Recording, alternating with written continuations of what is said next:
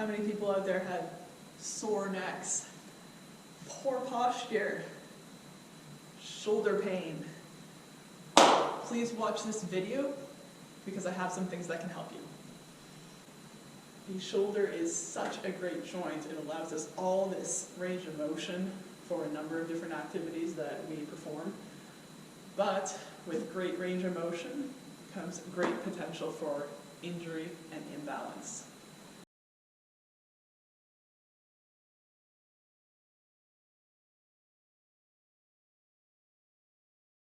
Let's talk about the lesser known shoulder stabilizers. A lot of people talk about strengthening the rotator cuff for prevention or rehab of shoulder injuries, but often shoulder injuries result from stabilizers that are not doing their job or imbalances between stabilizers. The muscles stabilizing your scapula or shoulder blade include levator scapula, rhomboids, traps, upper, middle, and lower, and serratus anterior. So how do we strengthen the shoulder stabilizers? We're going to start with serratus anterior.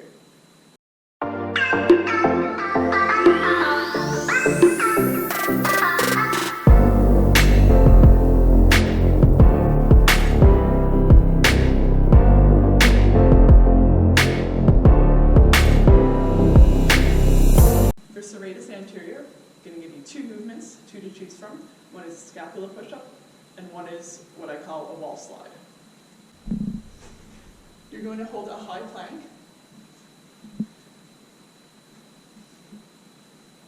Keep a soft bend in your elbows, but we're not going to be doing any elbow bending.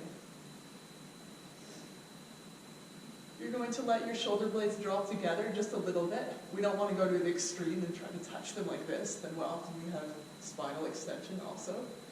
We want to keep our spine neutral. Shoulder blades come together just a little bit, and then we're going to actively push into the floor and push the shoulder blades away from each other. Push your upper back to the ceiling, push your hands into the floor. Push as if you could actually maybe move the floor. And then relax. Shoulder blades come together just a little bit, or just back to resting position. And then push into the floor.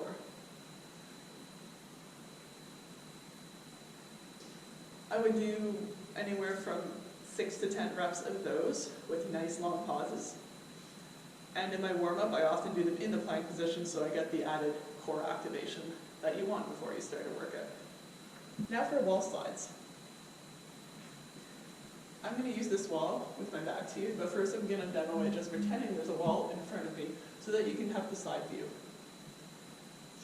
We're going to stand starting position like this. Your forearms would be against the wall, right from your elbow up to your pinky. And to activate that serratus anterior, we're going to push into the wall. And so your upper back's going to be rounded a bit, just like in that scapula push-up. At the top of your push, shoulder blades were apart, and your upper back was rounded. So that's your start position with a slight push into the wall. And then we're going to move your arms up the wall as you keep that position.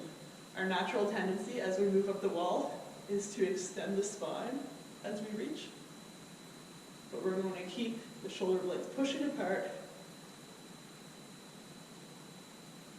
as we ride our arms up the wall. Try to keep constant, slight push into the wall with your arms as you move up and down. So I'll show you from the back now.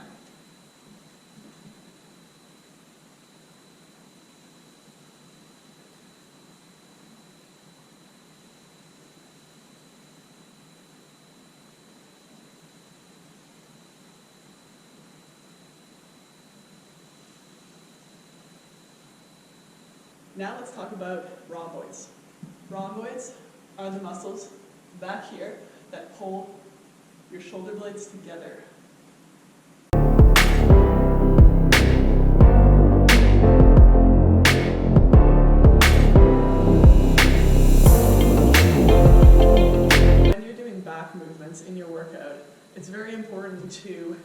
emphasize pulling your shoulder blades together, because a lot of movements can actually, like rows and pulls, can be done mostly with your lats. Your lats are the big muscle that wants to overpower the rhomboids.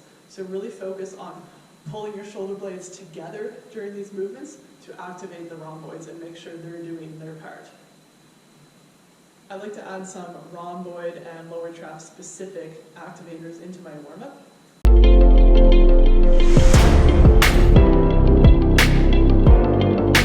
going to show you two exercises, T's and Y's, that are great for activating the shoulder stabilizers and rotator cuff. I often do these two moves as part of a warm-up. You can do it with no weight, which I usually do, or you can grab small weights, nothing too heavy because we want high reps.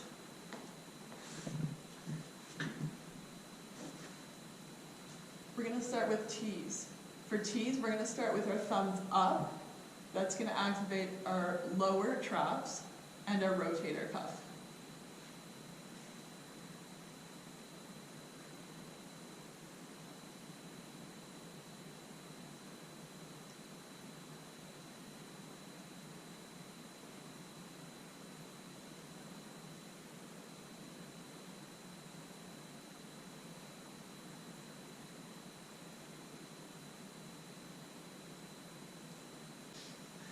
I like to do about a 5-second hold and anywhere from 8 to 12 reps.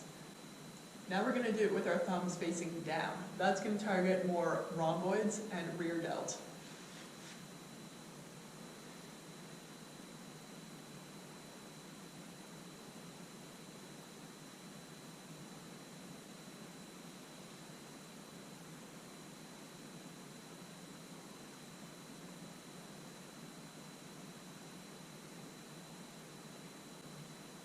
Let's do Y's now. It's going to be a smaller range of motion than our T's. We're going to have our thumbs facing towards the ceiling. That's going to target our mid and lower traps.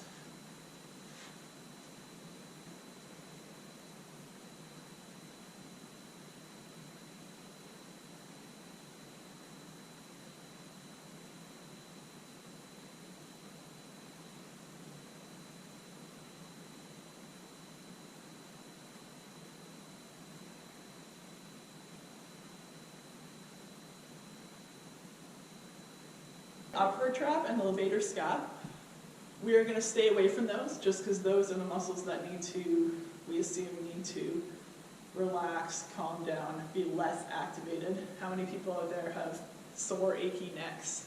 Yeah.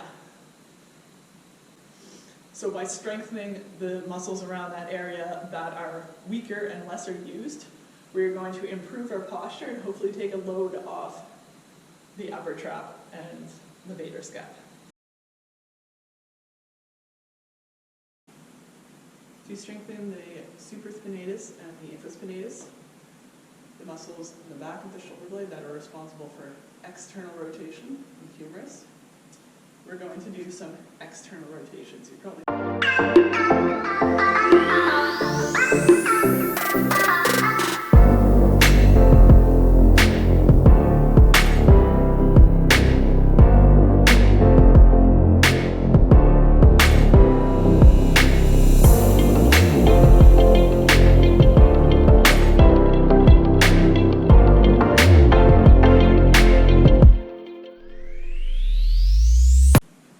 demo with a band.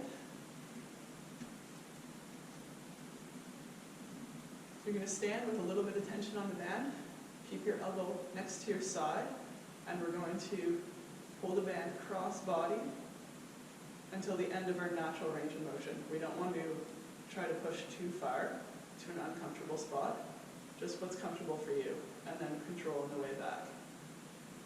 Pull out. And we want to make sure that we're standing nice and tall with our shoulders back. You don't want to be doing this in a shoulder forward position, because then you're probably going to involve the delts and use the wrong muscles. So standing tall, shoulders back. Think of pulling your shoulder back as you pull the band across.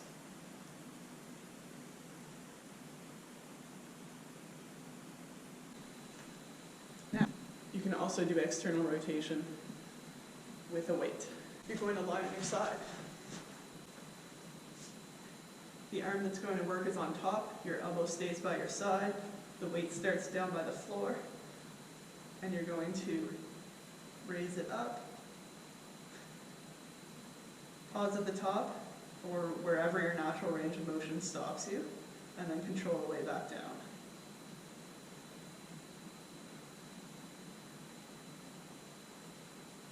My shoulder is in a good position, it's back, it's not pulled forward.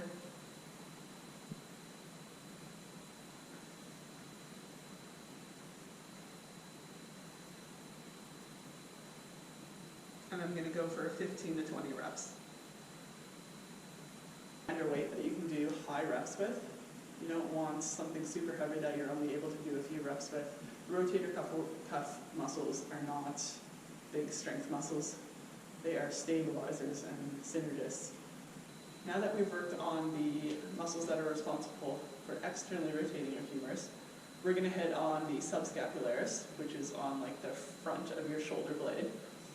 And we're going to work on internal rotation.